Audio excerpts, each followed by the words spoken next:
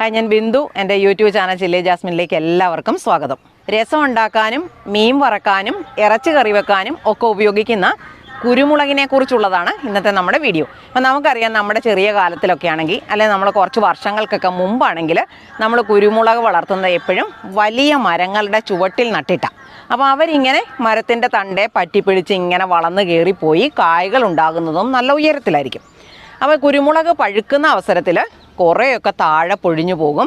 പിന്നെ നമ്മൾ ഏണിയെ കയറി നിന്ന് പറിക്കാൻ ആവശ്യമായ പണിക്കാരനെയൊക്കെ തപ്പി കൊണ്ടുവന്നാലാണ് നമുക്കിതൊന്ന് വിളവെടുക്കാൻ പറ്റുന്നത്. ഇപ്പോൾ ഇന്നത്തെ കാലത്ത് നമുക്കറിയാൻ പറ്റും ഒരു പണിക്കാരനെ കിട്ടാനുള്ള ബുദ്ധിമുട്ട്, അതുപോലെ തന്നെ അതിന് കൊടുക്കേണ്ടി വരുന്ന കാശിൻ്റെ അളവും. മാത്രവുമല്ല, കുരുമുളക് ഉണ്ടാകുന്നതാണെങ്കിൽ വർഷത്തിലേതെങ്കിലും ഒരു സീസണിൽ മാത്രവുമാണ്. ഇത്തരത്തിലുള്ള പ്രശ്നങ്ങളൊന്നും തന്നെയില്ല. നമ്മൾ കുറ്റിക്കുരുമുളകാണ് വളർത്തുന്നതെങ്കിൽ കുറ്റിക്കുരുമുളക് നമുക്ക് എല്ലാ കാലത്തും വളർത്താൻ സാധിക്കും.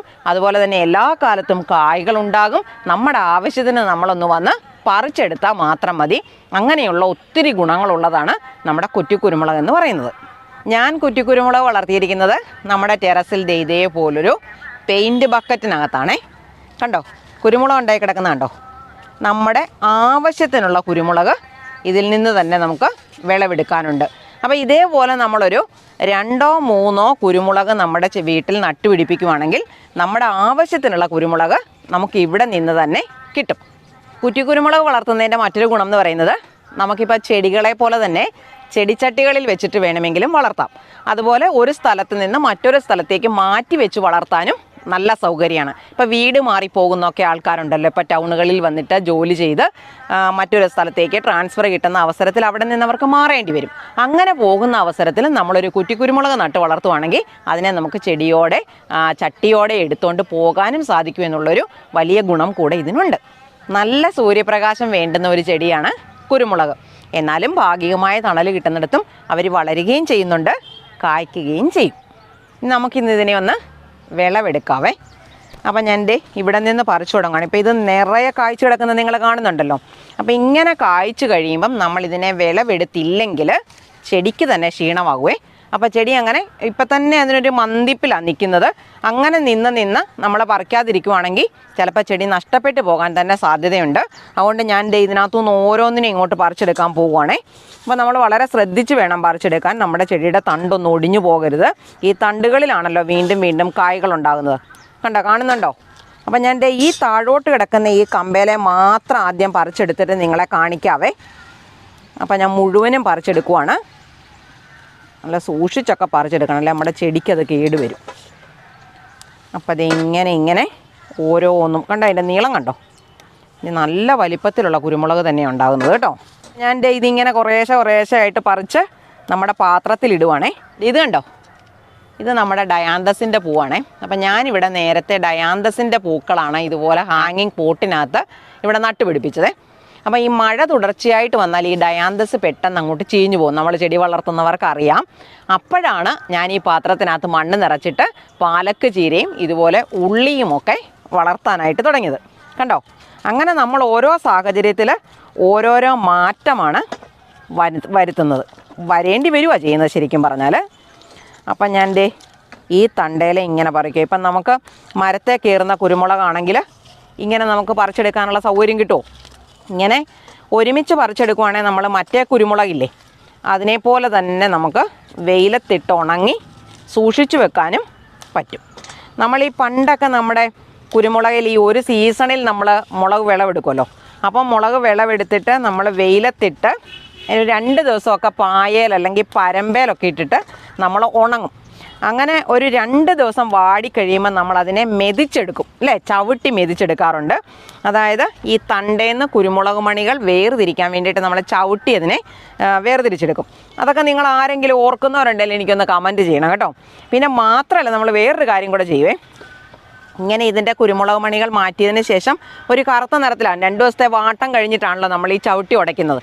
അങ്ങനെ ആ വാടി കിട്ടുന്ന ഈ നാര്, കറുത്ത നിറത്തിലുള്ള നാര് നമ്മൾ വാരിയിട്ട് റോഡിലിടും. അങ്ങനെ നിങ്ങളാരെങ്കിലും ചെയ്തിട്ടുണ്ടോ?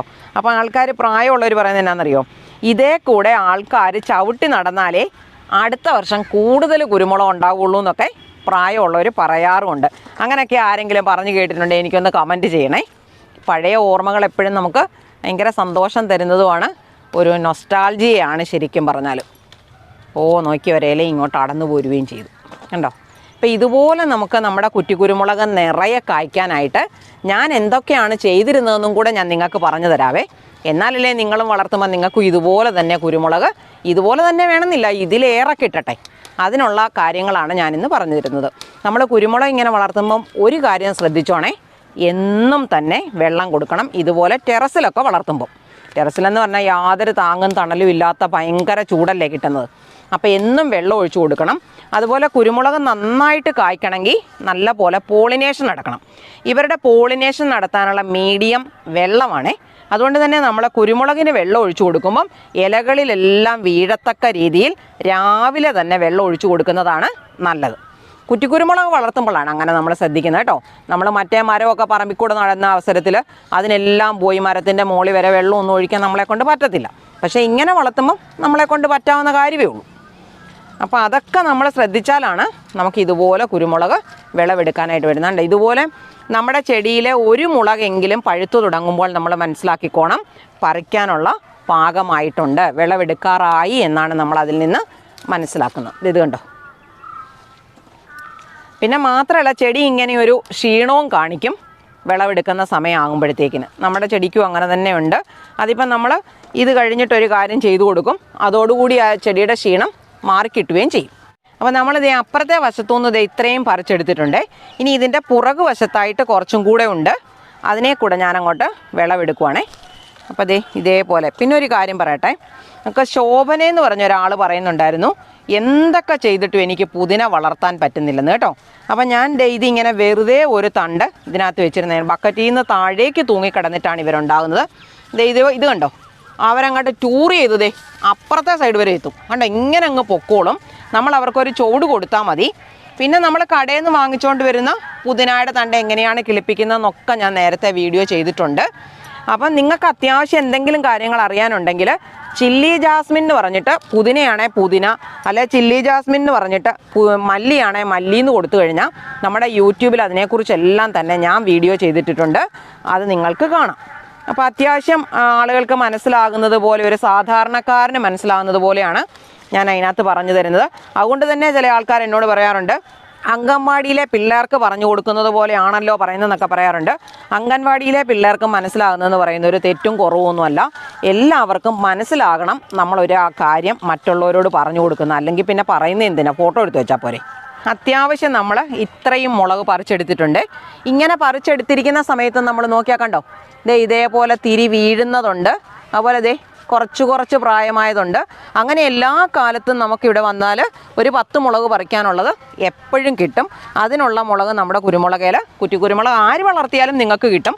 പിന്നെ ഞാൻ ഇതുപോലെ വിളവെടുക്കാനായിട്ട് ചെയ്ത കാര്യം ഞാൻ നിങ്ങൾക്ക് പറഞ്ഞു തരാം. അപ്പോൾ നമുക്ക് അതിനു മുമ്പേ ഇത് എന്തുമാത്രം ഉണ്ടെന്നൊന്ന് വെയിറ്റ് നോക്കാവേ. ഞാൻ ഇതൊന്ന് വെയിറ്റ് നോക്കാൻ പോകും. എല്ലാവരും സൂക്ഷിച്ച് നോക്കിക്കോണേ. ഇതിങ്ങനെ വെച്ചിട്ട് നമ്മളതിൻ്റെ നീഡിൽ ഓടുന്നത് നോക്കിയാൽ മതി, വെയിറ്റ് അറിയാം. കണ്ടോ, ഏകദേശം 1 കിലോയ്ക്കടുത്ത് കുരുമുളക് നമുക്കിതിനകത്തുനിന്ന് കിട്ടിയിട്ടുണ്ട്. ഈ പച്ചക്കുരുമുളക് എന്ന് പറഞ്ഞാൽ നമ്മളെപ്പോഴും സ്റ്റൂ വെക്കുമ്പം, അത് വെണ്ടയ്ക്ക സ്റ്റൂ വെക്കുമ്പോഴാണെങ്കിലും ചിക്കൻ സ്റ്റൂ വെക്കുമ്പോഴാണെങ്കിലും അതുപോലെ മത്തി വറക്കുമ്പോൾ ഒക്കെ ഈ പച്ചക്കുരുമുളക് അരച്ച് ചേർത്ത് കഴിഞ്ഞാൽ നല്ല ടേസ്റ്റാണ് കേട്ടോ. അപ്പം പച്ചക്കുരുമുളക് ഇതുപോലെ നമുക്ക് നമ്മുടെ ആവശ്യത്തിന് എപ്പോഴും കിട്ടണമെങ്കിൽ ഇതേപോലെ കുരുമുളക് നമ്മൾ വാങ്ങിച്ച് വളർത്തണം. അപ്പം നമുക്ക് വെയിറ്റൊക്കെ മനസ്സിലായല്ലോ.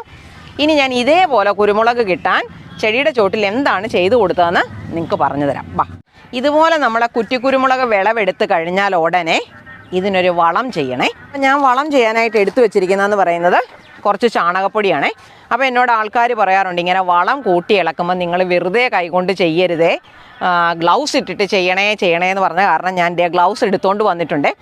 പക്ഷേ ചില ആൾക്കാർ പറയുകയും ചെയ്യും, അവർ പച്ചക്കറി കൃഷി ചെയ്യുന്നവരാണ്, എന്നിട്ട് അവർക്ക് ചാണകപ്പൊടി പോലും കൈകൊണ്ട് എടുക്കാൻ പറ്റുകയില്ല എന്നും പറയാറുണ്ട്. അങ്ങനെ ഓർക്കണ്ട. അപ്പോൾ കൂടുതൽ പേര് പറയുന്നതാണല്ലോ, നമ്മൾ അതിനൊരു പ്രാധാന്യമൊക്കെ കൊടുക്കണ്ടേ. അപ്പം ഞാൻ ഈ ഗ്ലൗസ് ഇട്ടിട്ടാണ് ഇന്നത്തെ വീഡിയോ ചെയ്യുന്നത്. ഞാനിത് ഇട്ടിട്ട് കാണിച്ചു തരാം. ഞാൻ ഇതുപോലെ ചാണകപ്പൊടി എടുത്തിട്ടുണ്ട്. ഇനി ഞാൻ ഇതിനകത്തോട്ട് ഇടുന്നത് കുറച്ച് എല്ലുപൊടിയാണേ. കുറച്ച് മാത്രം, ഒരു പിടി അല്ലെങ്കിൽ 2 പിടി എല്ലുപൊടിയുടെ ആവശ്യമുള്ളൂ. കുറച്ച് എല്ലുപൊടി ഞാൻ ഇതിനകത്തേക്ക് ഇട്ട് കൊടുത്തു. ഇനി ഞാൻ ഇതിനകത്തോട്ട് ചേർക്കുന്നത് എന്നാണെന്നറിയോ, ഇത് ട്രൈക്കോഡെർമയാണേ. കുറച്ച് ട്രൈക്കോഡെർമ ചേർക്കുവാണ്. കാരണം ഈ കുരുമുളകിനെന്ന് പറഞ്ഞാൽ എപ്പോഴും ദ്രുതവാട്ടം എന്ന് പറയുന്ന ഒരു രോഗം വരുന്നതാണ്. അങ്ങനെയാണ് ഒരു സമയത്ത് നമ്മുടെ പറമ്പിലൊക്കെ നട്ടു വളർത്തിയിരുന്ന വലിയ കൊടികളൊക്കെ ദ്രുതവാട്ടം വന്ന് നശിച്ച് തീർന്നു പോവുകയാണ് ചെയ്യുന്നത്. അപ്പോൾ കുരുമുളക് മാത്രം കൃഷി ചെയ്യുന്ന കർഷകർക്കൊക്കെ ഉണ്ടായ ഒരു നാശം, അല്ലെങ്കിൽ അവർക്കുണ്ടായ ഒരു സങ്കടം, ബുദ്ധിമുട്ടെന്നൊന്നും പറയുന്നത് മറ്റുള്ളവരോട് നമുക്ക് പറഞ്ഞറിയിക്കാൻ തന്നെ ബുദ്ധിമുട്ടാണ് അവരുടെ ആ പ്രയാസം എന്ന് പറയുന്നത്. അപ്പം നമ്മളിത് ഈ ട്രൈക്കോഡർമയുമായിട്ട് മിക്സ് ചെയ്തു. ട്രൈക്കോഡർമയുടെ ഒരു ഗുണമെന്ന് പറഞ്ഞാൽ മണ്ണിൽ നിന്നുണ്ടാകുന്ന രോഗങ്ങളെയും അതുപോലെ നമ്മുടെ കുരുമുളകിനുണ്ടാകുന്ന ദ്രുതവാട്ടത്തിനെയും നല്ലൊരു പരിധി വരെ ഇവർക്ക് നിയന്ത്രിക്കാനായിട്ട് പറ്റും. അപ്പം ഞാൻ ഇത് കൂട്ടി ഇളക്കുവാണേ.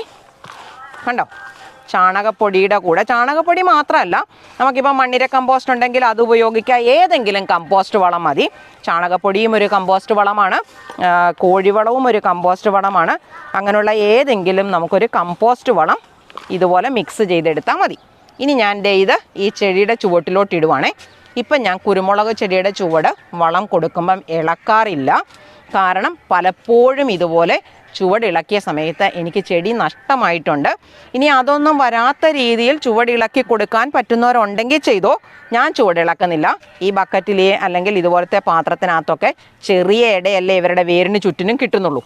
അപ്പം ഞാൻ ഈ വളം വെറുതെ അങ്ങോട്ട് വാരിയിടുവാണേ. കണ്ടോ, അപ്പോൾ എല്ലാ സൈഡിലേക്കും എത്തത്തക്ക രീതിയിൽ നമ്മളിതൊന്ന് നിരത്തി കൊടുക്കണം.